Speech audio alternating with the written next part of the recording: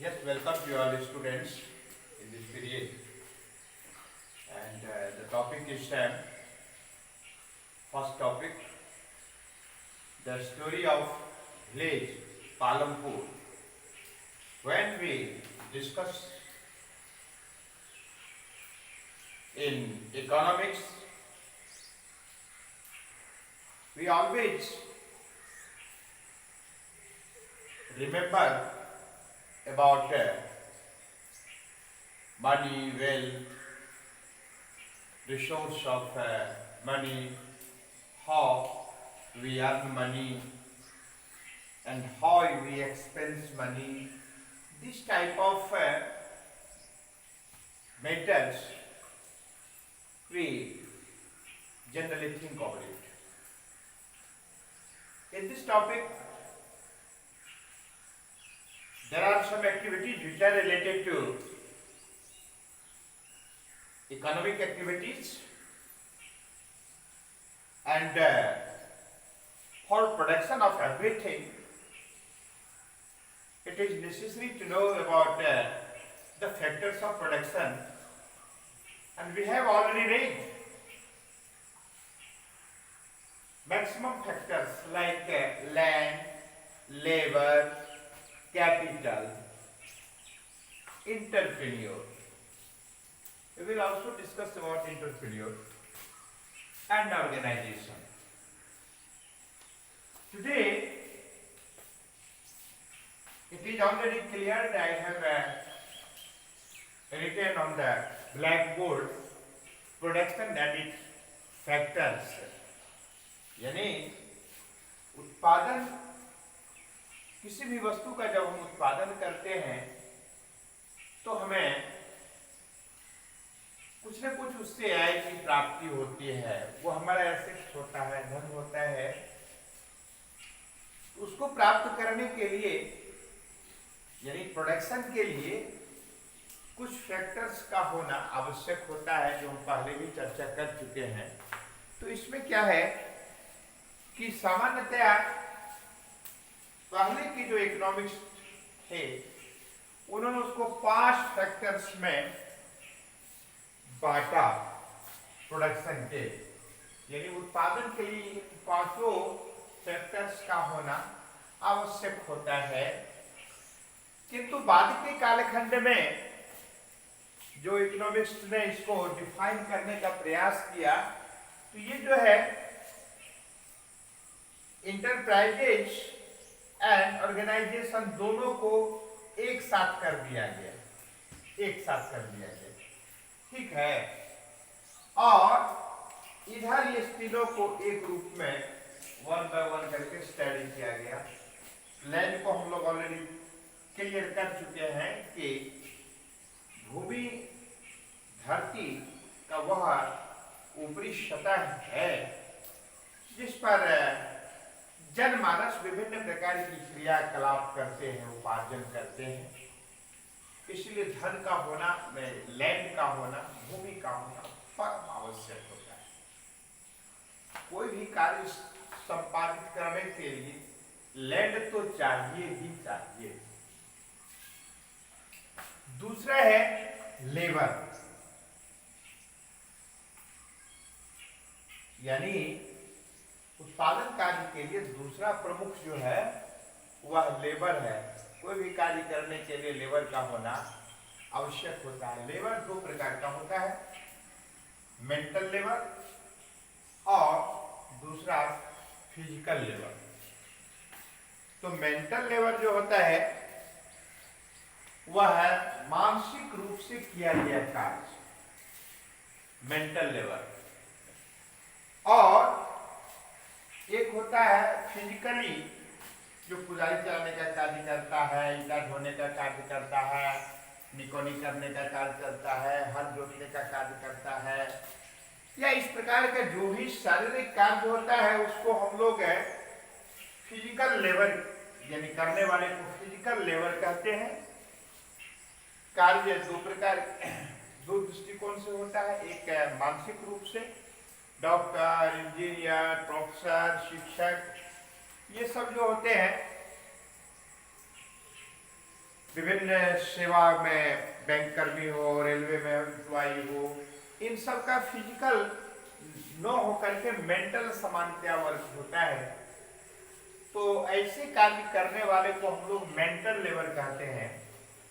और दूसरा है कि जो शारीरिक कार्य करते हैं उसको हम लोग फिजिकल लेबर के रूप में जानते हैं।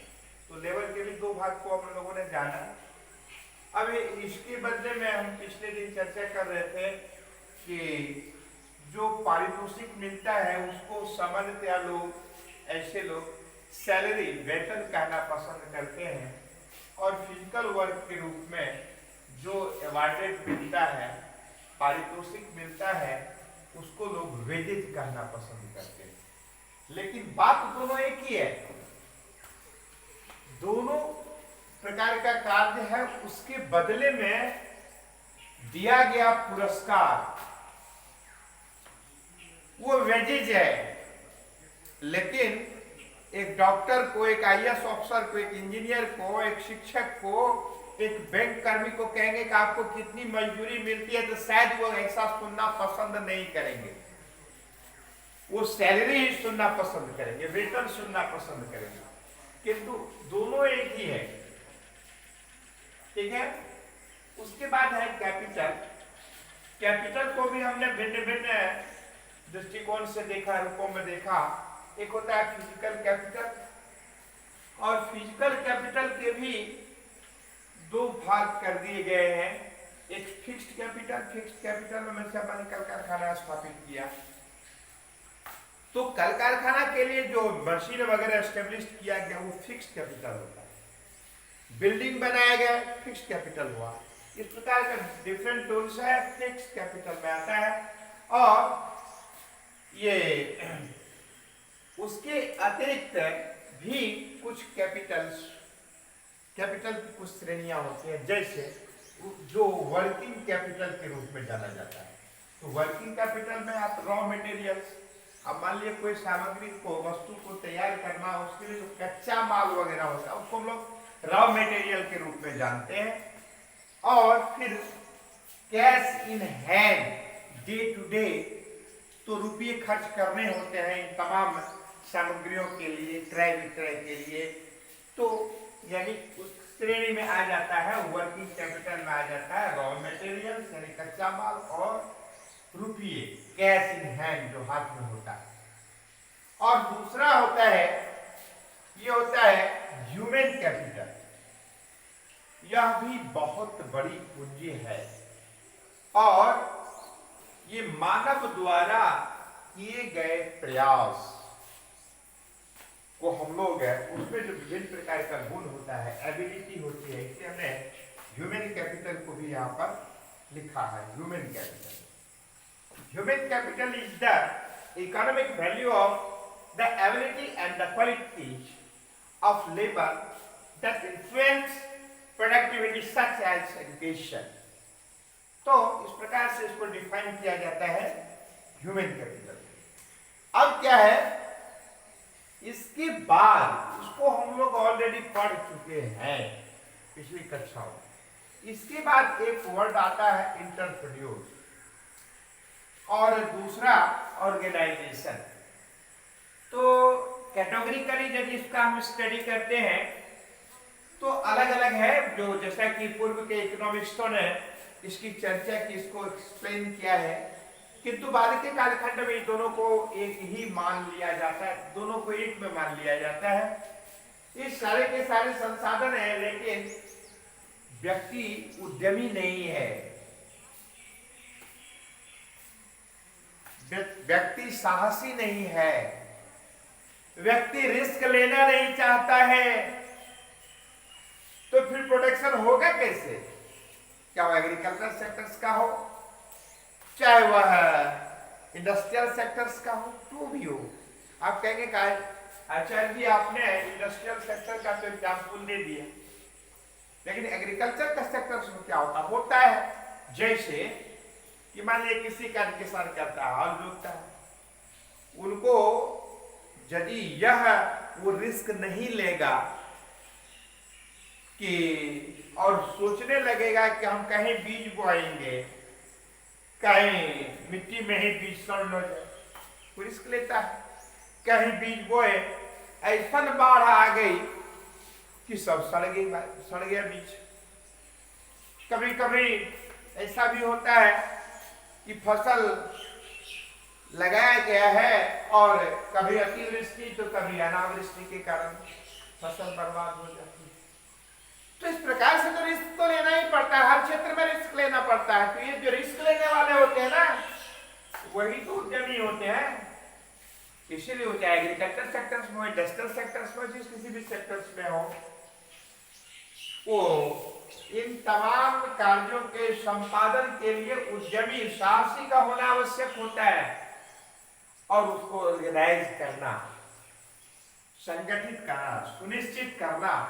तो इस प्रकार से ये दोनों को मिला दिया यदि जाए तो इस प्रकार से उत्पादन के 4 फैक्टर्स होते हैं सामान्यतया। तो पहला हो गया लैंड, दूसरा हो गया लेबर, तीसरा हो गया कैपिटल, चौथा हो गया इंटरप्रेन्योर, और उसी में आप दे सकते हैं ऑर्गेनाइजेशन को शामिल कर सकते हैं। तो इस प्रकार से इन चारों तत्वों के मिलन से, फैक्टर्स के मिलन से क्या होता है, तो उत्पादन होता है। तो इस तरह से हम देखते हैं कि जो उत्पादन के कार्य होते हैं, धन कमाने के स्रोत होते हैं, ये इन विभिन्न फैक्टर्स के माध्यम से प्रोडक्शन होता है। और अब पालमपुर का जो काल्पनिक यह कथा है, जिसमें कुछ पात्र का नाम दिया गया है कि कैसे वो उत्पादन कार्य में लगे होते हैं। कोई बंधुआ मजदूर के रूप में कार्य करता है, तो कोई अपने खेत पर कार्य करते हैं, तो कोई विभिन्न सेक्टर में काम करते हैं। जो ऑर्गेनाइज सेक्टर होता है उसका क्या स्थिति होता है, यातायात किस प्रकार का है वहाँ का, फिर मार्केट में गुड्स को बेचा जाता है या वहीं पर बेच दिया जाता है अपने घर पर ही। इसका उदाहरण दे करके इस कहानी को एक आदर्श रूप दिया गया है। साथ ही साथ देखा गया है कि कुछ डेयरी वगैरह का कार्य करके उत्पादन का कार्य किया जाता है, पैसा अर्न करने का कार्य किया जाता है, फिर कुछ टोकरी वगैरह बना करके। तो इस प्रकार से कि किसी न किसी गतिविधि से, क्रियाकलाप से कुछ न कुछ ऐसी प्राप्ति होती है। तो मैंने पहले ही कहा कि जब हम इकोनॉमिक्स में स्टडी में आते हैं, इकोनॉमिक्स को पढ़ना शुरू करते हैं, तो हमारे मन मस्तिष्क में यह आ ही जाना चाहिए कि डायरेक्टली और इनडायरेक्टली हम धन से संबंधित क्रियाओं का ही अध्ययन करते हैं। कैसे धन प्राप्ति होता है, धन की प्राप्ति होती है, कैसे हम उसका एक्सपेंस करते हैं, उससे कैसे किस प्रकार से हमको एडवांटेज मिलता है,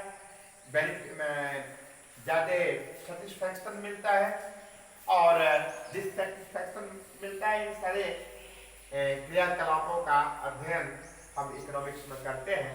आज के टॉपिक में इतना ही, फिर अगले दिन हम इस पर आवश्यकता होगी तो और डिस्कस करेंगे। धन्यवाद।